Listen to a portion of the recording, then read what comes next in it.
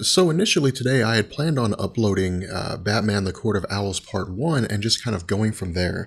But I think one of the mistakes that we've made with a lot of videos recently is we've just kind of jumped into the stories as opposed to doing the cover for the stories, the things that lead up to making the stories make sense.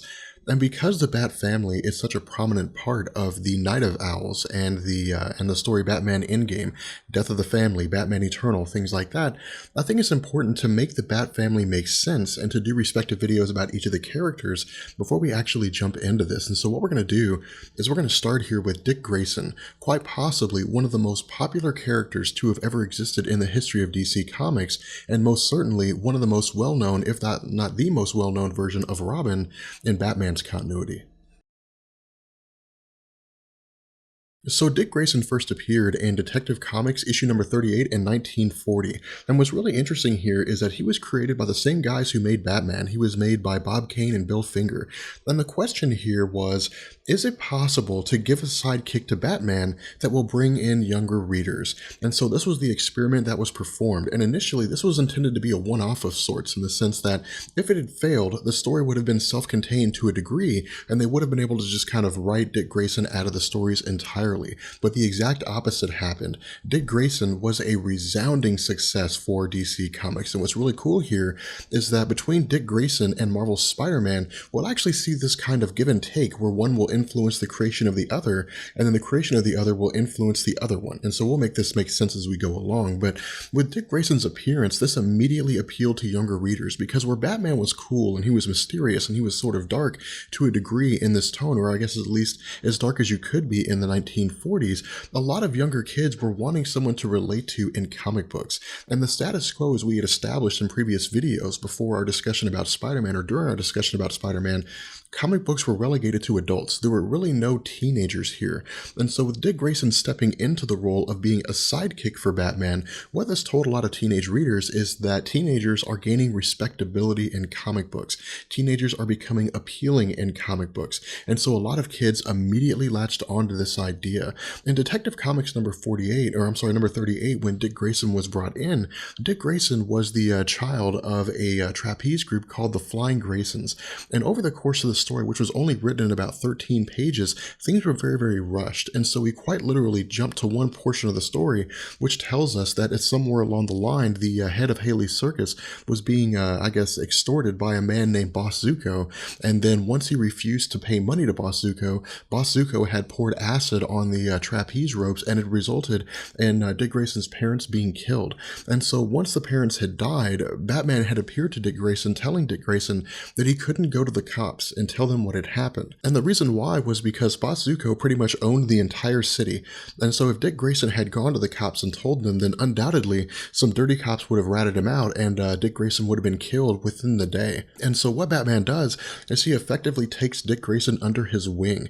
And so again, jumping back to the 1940s here, what we found was that because of Dick Grayson's success as a sidekick, as Robin in the Batman comics, in real time, he stayed the sidekick of Batman for almost 30 years, which is an unprecedented thing in comic books. We have yet to ever really see an instance whereby a major superhero will have a sidekick that will stay his sidekick for 30 years. Now, in this day and age in comic books, it's very rare that you ever really see sidekick. This is really kind of an element that's long since been dead, but during this time period, going from the 1940s into the Silver Age, when sidekicks began to go away, that this was an unprecedented concept. But what DC also recognized was that due to the popularity of Dick Grayson, they had the opportunity to expand him into other stories. And so in 1964, following the creation, I guess the implementation of Spider-Man, DC had taken their Brave and the Bold storylines, or the Brave and the Bold line, with issue number 54, and basically formed the Teen Titans. Now, because Spider-Man was so successful, again, Spider-Man changed the mold by saying that teenagers don't have to be sidekicks. Teenagers can be the main story here. And so DC took this one step further and said not only can teenagers be the main story, but teenagers can be part of a teenage team. They can be part of a smaller team, which is basically a spin-off of the Justice League. And again, this was a resounding success. Now, with the Teen Titans initially being formed here, this wasn't necessarily, I guess, the actual formation. That is to say, this didn't go by the publication, the Teen Titans, this was simply giving us the basis behind how the Teen Titans had formed. And again, with Bob Haney and Charles Paris writing this story, what we found was that a villain had shown up that had basically required the organization and the efforts of two other sidekicks of superheroes, Aqualad, who was the sidekick of Aquaman, and Kid Flash, who was the sidekick of the Flash. And between these two individuals, coupled with Dick Grayson, what we found was that again, this really hit a tone with a lot of comics teenage fans. They immediately saw the opportunity for a circumstance to arise where they had their own team publication. Now, what we found was that around 1970 or so, that Neil Adams and Danny O'Neil had basically taken over the role of writing for Batman. And their goal here with the Silver Age, giving us a more dark kind of connotation with superheroes and stories, was they were trying to reflect this with Batman. And so what they did is they made Batman a darker character, but they also cast aside Robin. Now, this is, again, a major thing in the history of Dick Grayson's continuity, because after having been together for almost 30 years, this was a shock. We had seen this relationship form between Bruce Wayne and Dick Grayson where they were more father and son than anything else. And so as a result, fans were immediately stunned by this. But the question that DC had going forward was, is it possible to present a circumstance whereby Dick Grayson can stand on his own 2 feet? Is it possible that he can simply have his own publication? Is the popularity there? And so what we found was that in the back of Batman comics, we ultimately saw Robin, or I guess Dick Grayson, getting his own publication as backup features. That is to say, he was stored in the back. Now, the way that DC had done this by virtue of getting rid of Robin was a really interesting thing. Initially, it was just kind of thrown in there. We just kind of, I guess, just turned the pages one day or went out and bought the comic one day, and Robin wasn't there. It wasn't until 1987 when we learned why it was that Robin had been removed in the first place. And what we found was that this story appeared in Batman issue number 408. And what this does is serve 2 purposes. The first thing is that, of course, again, it gives us the reason why Batman and Dick Grayson had split up, but it also gave us the origin of of Jason Todd going into his publications, or I guess several years after his introduction in the Batman stories. And what this comic tells us is that when Batman and Dick Grayson were fighting together, that is somewhere along the line they had encountered the Joker, and the Joker had shot Dick Grayson in the shoulder. And as a result, because of this very parental relationship that Batman and Dick Grayson had, Batman didn't want to see Dick Grayson subjected to a circumstance whereby he could possibly die. And so as a result, he had basically kicked Dick Grayson out of the role of being Robin, and this tied into Robin getting his own backup feature. Now, with Robin being stored in the back of the Batman comics, basically getting backup features, this proved to be successful, albeit not necessarily as successful as the Batman stories. What we eventually found was that, again, DC was continuing to look at the idea of Dick Grayson.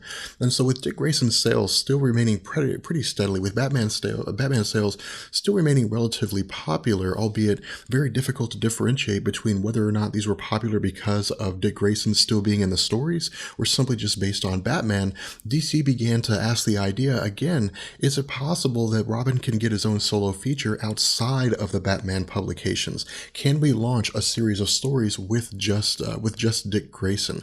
And so what we found was they did this in a couple stages. It was a gradual introduction to us. Again, building on the popularity of the Teen Titans, what we had seen was that in 1980, DC came along with DC Comics Presents issue number 26. And what this did was give us the new Teen Titans. This was more or less a reintroduction of Dick Grayson back into the role of being the leader of the Teen Titans. And this was a massively successful thing. In fact, this would run for about 16 years with the introduction of New Teen Titans issue number 1. It ran from about 1980 to about 1996. And a lot of DC fans loved this because it hit them in a couple different ways. For those who were just now getting into DC Comics, those that were getting into DC in the 1980s, those who were getting into DC Comics following the Crisis on Infinite Earths, and those who were getting in the 90s, could read this version of Dick Grayson, but they could also go back and look at a lot of the previous stories of Dick Grayson. He again continued to resonate with a lot of different people in addition to the other individuals that we saw that were introduced with the new Teen Titans. But what we also found was that in 1984, DC began to continue capitalizing on the success of Dick Grayson by introducing a change in his character. What DC did is they introduced a storyline called the Judas Contract storyline. And this was a story whereby Deathstroke had basically gotten with a woman named Tara Markoff. And Tara Markoff is a little difficult to explain here, but she was effectively a 15-year-old girl who had been previously cast out of her society, but had used her ability to manipulate tectonic plates for her own purposes to basically become an assassin for hire. And what was really controversial here was that Deathstroke actually ended up having a sexual affair with this 15-year-old girl, which was something that was shunned by not just only comic book fans, but those in the general media as something that just really didn't need to be seen here. But as a result, when she had taken on, I guess, as a partner for Deathstroke, she had infiltrated the Teen Titans. And in infiltrating the Teen Titans, the goal was to effectively destroy the Teen Titans from the inside out. But ultimately, this had really began to go awry. She ended up killing herself in the process. But with issue number 44, Marvel used this to introduce Nightwing. Now, the way that Nightwing's origin is given to us in a couple different ways. And so what we're actually going to do here is we're going to reference the secret origins of Nightwing, because for me, I think this is probably the easiest history to follow.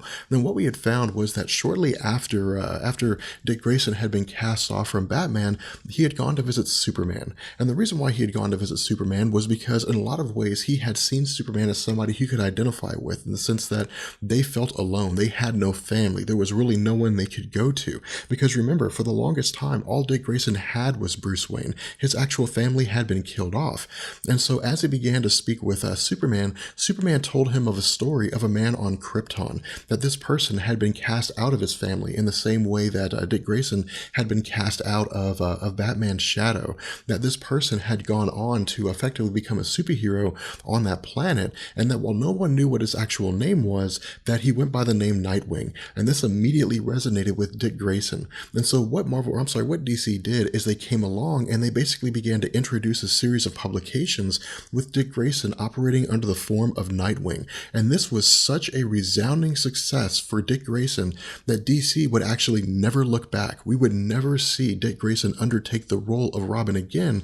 The only exception of him leaving the Nightwing position was in 1994 at the fall of the Nightfall Story Arc. And again, as most of us know with the Nightfall Story Arc, this was a publication whereby Batman had had his back broken by Bane.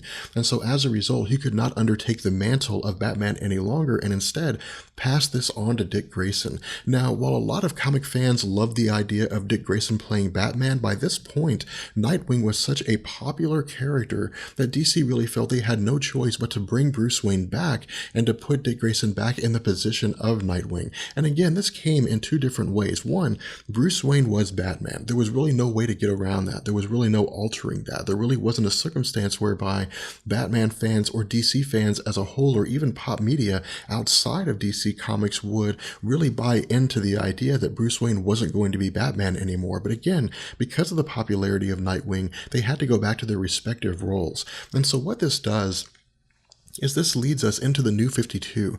Now with the New 52, what DC did here is they went back and they basically consolidated all of the origins of Dick Grayson, and they brought it to us in a pretty simple and elegant way in the Secret Origin stories. But they do this in two parts. The first half covers the beginnings of Dick Grayson, and the second half covers pretty much him becoming Nightwing and everything after Nightwing. But again, these are very short and to the point. They're not designed to be very lengthy and drawn out concepts. But picking up with Secret Origins issue number 1, what we find here is that DC is basically going with this 5-year window, continuing this 5-year window with the character Dick Grayson. And what I mean by this is that for those of you guys who are unaware, with the New 52, what DC had come back and done was basically said that characters like Batman, Superman, Wonder Woman, that they have 0 years. These are the points at which Clark Kent begins to step into the role of becoming Superman. This is when Bruce Wayne steps into the role of becoming Batman, when Diana becomes Wonder Woman. This is how they begin to step into that role, so that when we're first introduced introduced to these characters with issue number 1, so to speak,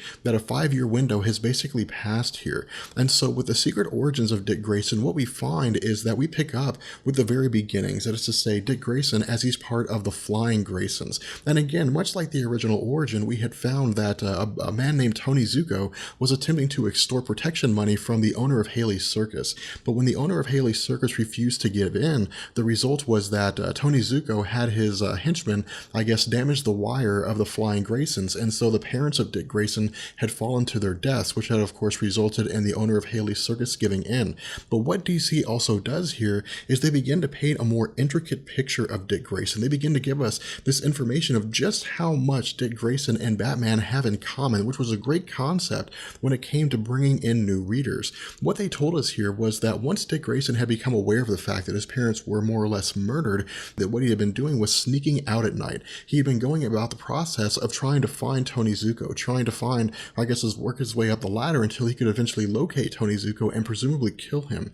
Now, once Batman had realized what it was that Dick Grayson was doing, he had revealed his identity as Batman to Dick Grayson, but he had also taken Dick Grayson under his wing. And again, tying into the intricacy of this, what they do, or what DC does, is they show us that Dick Grayson went through this very rigorous training process. Much like we had seen in the initial origin, this is really more, I guess, explained more in depth here, in the sense that he's taught how to use his acrobatic skills in a way to where he can incorporate stealth and guile to effectively become just as capable as Batman is. Now, the second part of this origin story, I guess, comes in Secret Origins issue number 8, and what this does is it basically picks up where, or I guess where Secret Origins issue number 1 left off. But the issue here is that DC runs through this pretty fast. In fact, they cover pretty much all of it over the course of 2 pages. What they basically tell us is that, again, the idea of the Teen Titans, things like that, this had all taken place during this 5-year window, that once Dick Grayson had underwent the role of being Robin, that the time eventually came when he wanted to leave the role of Robin,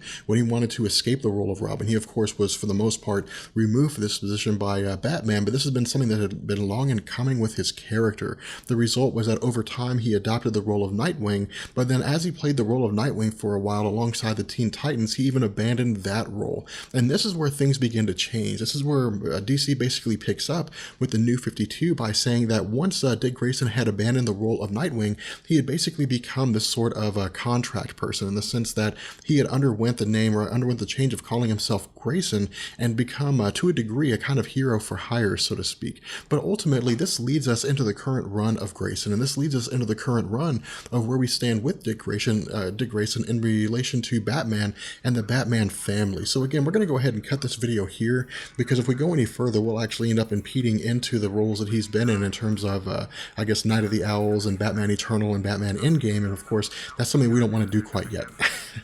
With that being said, I'm going to go ahead and bring this video to an end. I hope you guys enjoyed it. If you did, let me know, and I will catch you guys later. Peace. Be sure to follow me on Twitter. There you can keep up with all the updates from Comics Explained and talk to me directly.